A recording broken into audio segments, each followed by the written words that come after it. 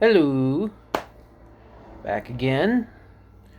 This video was a little bit delayed, but like I said, since nobody watches these, I don't think anybody really cares about the schedule.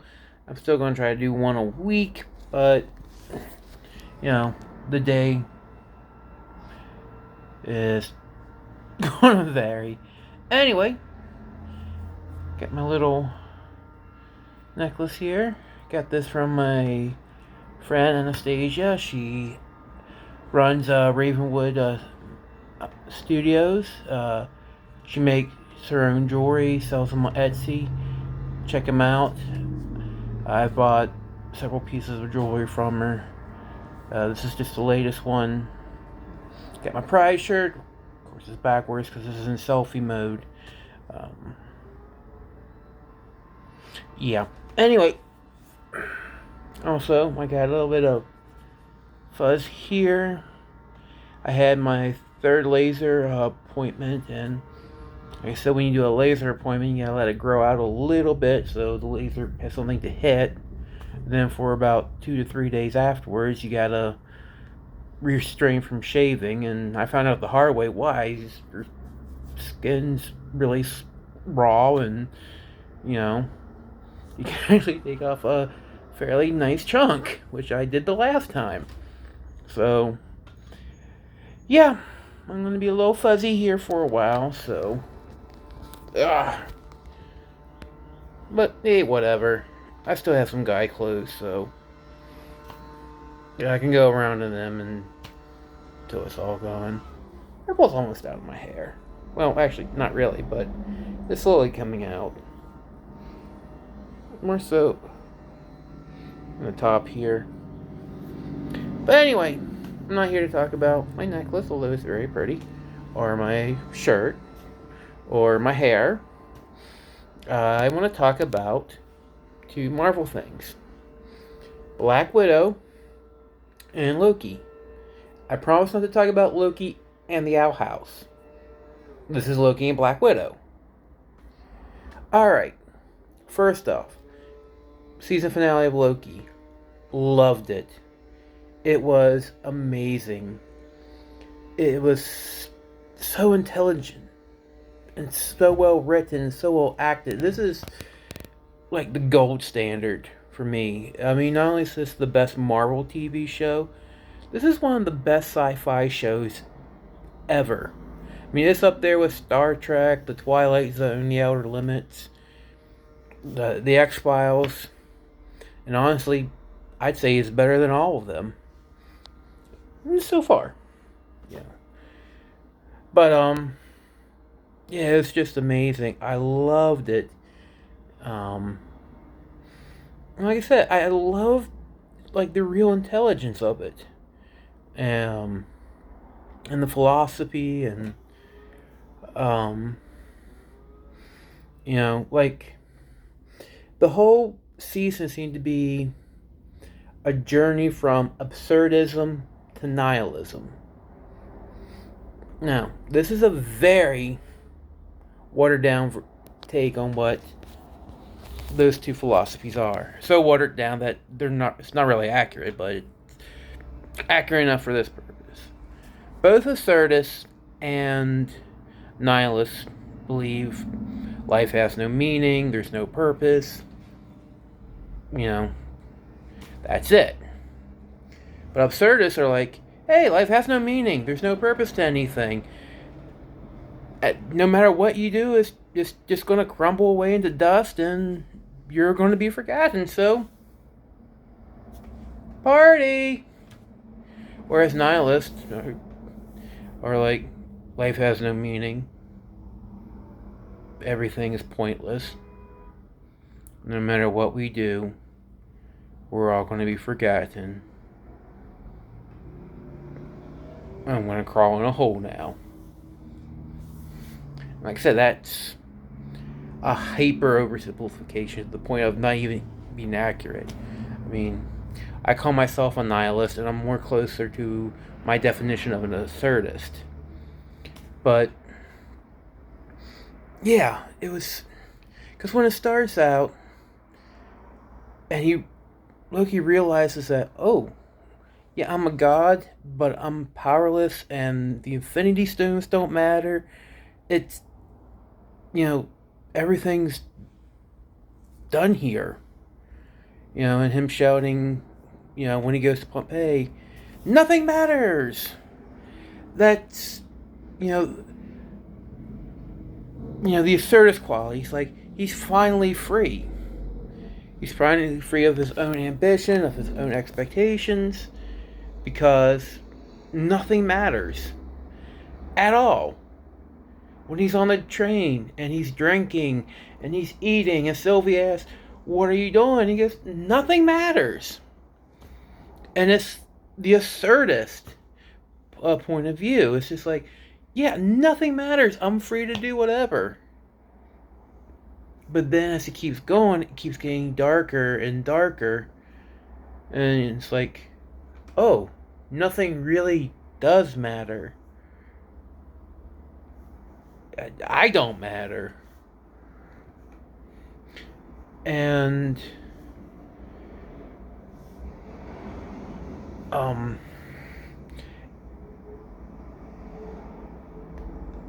like,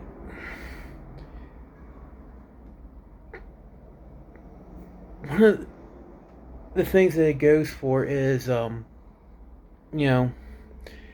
absurdism versus not. Also, can we ever break free of other people's perceptions of us? Right? Once people think they know us, can we ever change in their eyes? And the answer so far seems to be no. You can't. Once people think they know you, once people go, "Oh, you're this," then you're that forever. And nothing you do will change that. Nothing you say matters. And that, like I said, that plays into the whole idea of, hey, nothing matters. So it's a very dark show. I mean, by the time it ends, it's like, the worldview it gives is like, listen, at the end of the day, there's only two possibilities: anarchy or enslavement. That's it. You're either ruled by an all-powerful dictator who controls everything you do, or you live in a world of violent chaos where at any moment you can be killed for any reason. I mean, that is dark. You can't change. Nobody will allow you to change. Even if you do change, no one's going to believe it. And there's no hope. Basically, there's no hope. And in this, worldview, in this world as it's presented, it is like, it went from, the first 3 episodes went from being Kafkaesque to downright Lovecraftian. And the philosophy and all of that behind it is just, it is amazing. And this, like, in science fiction, people like to put the term hard science fiction. And what it means is, like, regular science fiction for, like, the plebes, for the unwashed masses, is just pew pew bang bang laser guns and space battles and explosions. But hard science fiction is like, no, this is 100% scientifically accurate. This is 100% possible given the rules of physics, biology, that we know.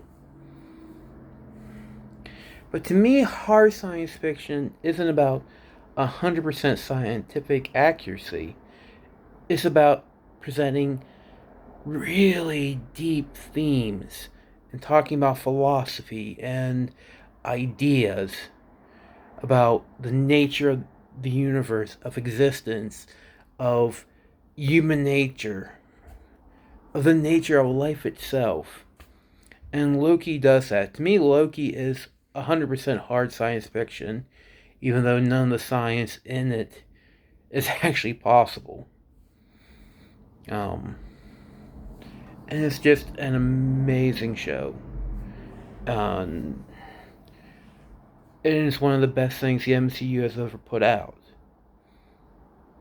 I mean, honestly, probably the best thing. I mean, I love Endgame, but it does fall apart in the third act. You know, as soon as Thanos comes through the portal, blows the Avengers compound up, that's kind of when it just goes completely off the rails. It's fun, it's exciting. I clapped, I cheered in the theater every time we saw it in the theater. But it's it's still a mess of a third act, and the finale is just a complete betrayal of Steve Rogers' character. Um, love Infinity War, but Infinity War is a much better movie than Endgame. Just from a movie making standpoint. Um, and it's closer to what Loki is, but it's still not there. Because there's still a lot of the big action sequences. So, yeah, so Loki is probably the best thing the MCU has put out. Now, let's compare that to Black Widow. Now, I've been saying for years Black Widow gets screwed by Marvel. She gets screwed in the comics, she gets screwed in the movies, she gets screwed in the toys. I mean, right now the big promotional thing for Marvel is Mech Strike. There's a lot of comics, it's a lot of toys, they tie into each other. Alright, now in the comic, Black Widow is there. She has her giant mech just like the other Avengers. But she's not in the toy line. I mean, she's treated more of like an afterthought than even a Hawkeye. And it sucks. Because she can be an extremely compelling character. And barring any, the big ones that you haven't used, like Spider-Woman, She-Hulk, it, she's it. I mean, Captain Marvel, Scarlet Witch, but they came later. And Scarlet Witch is mutants, and Captain Marvel's kind of her own thing. So I wanted Black Widow to get her own movie, and I'm glad she got her own movie. And I had fun watching it. It was a blast to watch. But it was a shit movie. I mean, she survived things in that movie. Like, there was this one scene where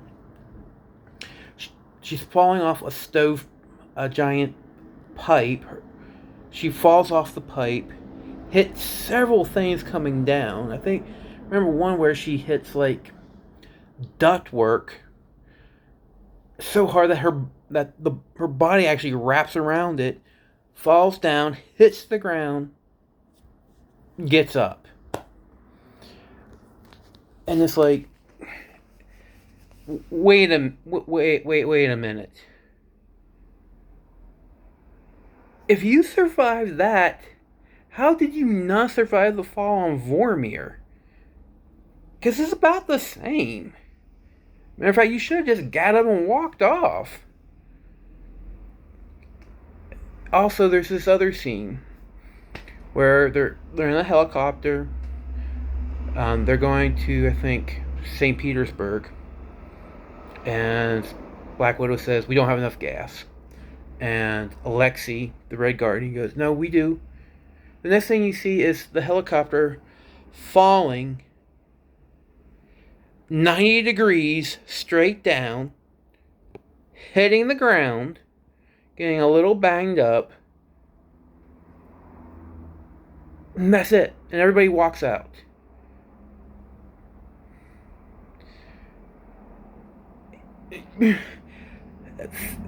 Physics don't work like that. Now, I know you might be going, well, didn't you like Wonder Woman 84 and that completely violated all the laws of physics? And then you just say about how you don't need Loki to be 100. Yeah, but here's the thing. Wonder Woman is an absurdist character. Alright? Lover. Linda Carter's Wonder Woman. Let me know I was trans at a very early age when I wanted to be her. Love the character of Wonder Woman. But she's an absurd character. To even go in on that, you're already checking. You're already saying, "Okay, brain, I don't need you. Bye bye." So, yeah. I mean, my brain's already gone just to look, just to take in the character. So, any other thing that happened is like, sure. Sure. But Black Widow is one of the grounded, realistic characters.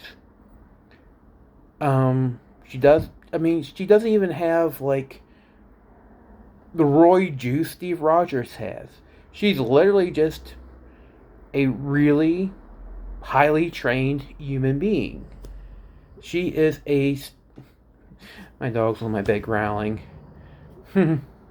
Darla! D-Dots! Darla Barla! Anyway. She was having a dream. Anyway.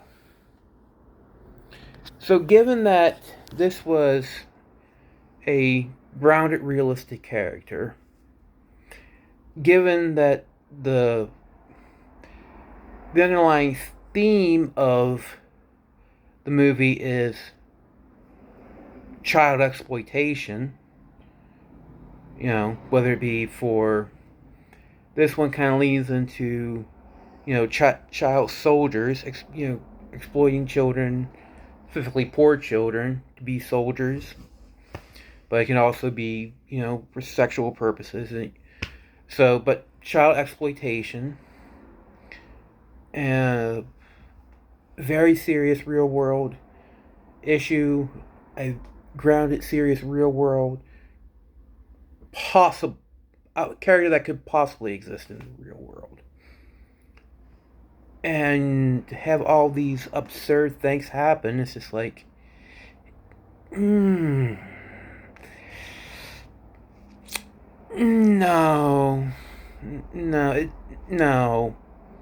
I just realized that face I made is probably going to be the thumbnail YouTube gives me. I mean, literally, I could just look at the screen like this for 20 minutes, and then for like 1 second make a stupid face. Dumber than this. And that would be the thumbnail. Anyway, I digress. It was too jarring. There was a scene where there's a bomb that goes off underneath the car, and it flips in the air and falls down, barely dented, and Black Widow's, Natasha Romanoff, it isn't even her. It's like then it introduces a whole new character we never seen or heard of before, but yet we're supposed to believe was like there in the background all along. You know, the guy who could get things. And how is he getting all these things? Because isn't she broke? Where's she getting the money for it? So there's just so many like logic holes that it just it takes me out of the movie too much. As fun as it was, and it was fun. It was fun. I enjoyed it. When it comes out on DVD, I will buy it. This doesn't change the fact it's a shit movie. And also her character is off too. Like when we see Natasha in Infinity War, she's very stoic, very militaristic, very boom, boom, boom. You know, one foot in front of the other one. Very few words, just. This isn't that Natasha. This isn't a pre-Infinity War, post-Civil War Natasha. This is essentially a post-Endgame Natasha. Open-hearted. Well, she was always open. She always cared, but, you know, emotionally vulnerable, emotionally open. More so than what she was in, like, Age of Ultron. Which, fuck you, Josh Whedon, for that. I mean, okay, I get it. You were writing your own fanfic there.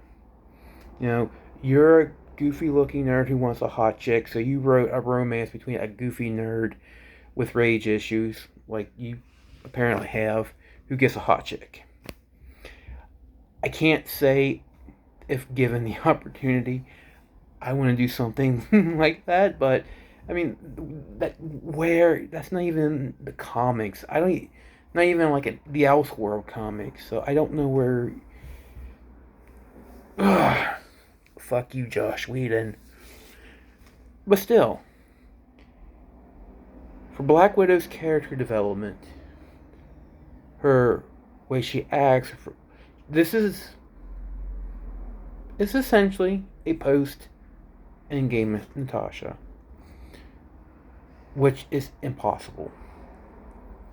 So, the character feels off, the goofy stuff feels off with the seriousness of the theme and the nature of the character herself. And it was just, it really was too little too late. Like, sorry, my arms are really hurting. This week's my heavy week for lifting, and I'm sore, so even just holding this phone for a little bit causes, like, you know, tinges of pain, so I gotta shift more often than what I normally do. But it's just, yeah, it wasn't what it could have been. It wasn't what it should have been. Which brings me to my final point. The Marvel shows, specifically Falcon and the Winter Soldier and Loki, not a big fan of WandaVision. I got him. I don't like it. I don't. And I like it less as time goes on.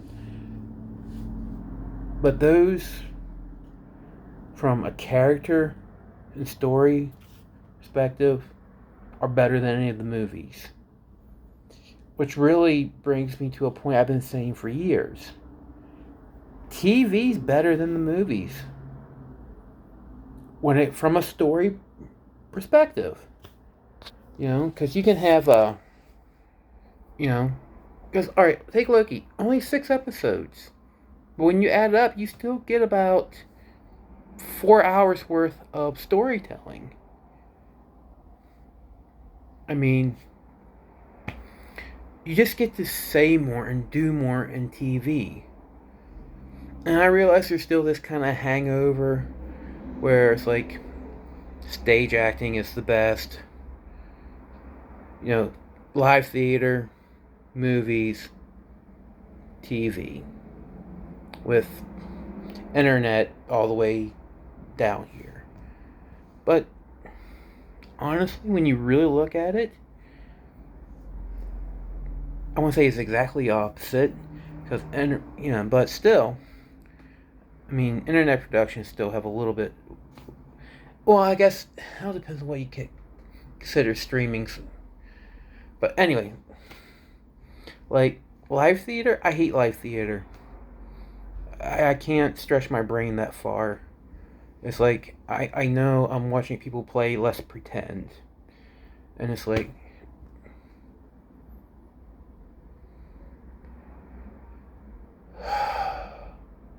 Can we please just get out of here? Movies are good. I like movies. They're a good experience. But still, for the best in of visual storytelling, TV's where it's at. So, anyway, those are just my thoughts on Black Widow and Loki. I got 3 minutes to go until this shuts off, so I'm gonna say bye. See you next time.